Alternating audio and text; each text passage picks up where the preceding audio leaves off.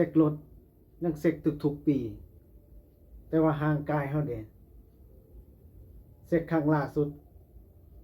เช็คเมื่อไหร่การกวดสุขภาพการกวดเช็คสุขภาพจะช่วยให้เจอความเสี่ยงการที่จะเป็นโรคหายแห้งเจอเร็วรักษาง่ายค่าใช้จ่ายน้อยกว่าที่แก้มันก็คือประกันบางแผนตรวจเช็คสุขภาพฟรีให้เด้อเป็นเรื่องตลกท่านหมอเอาหูฟังแนบใส่หัวใจเสียงหัวใจเต้นตึกตึกตึกตึกตึกหัวใจปกติเสียงดังออกมาอยากกินบุฟเฟ่อยากกินบุฟเฟ่อยากกินบุฟเฟ่สนใจแผนประกันที่มีการกวดเช็คสุขภาพฟรีทักมาได้เนาะทักมาเลยเด้อแล้วจัดให้กดไลค์กดแชร์แล้วกดติดตามในส่องใหม่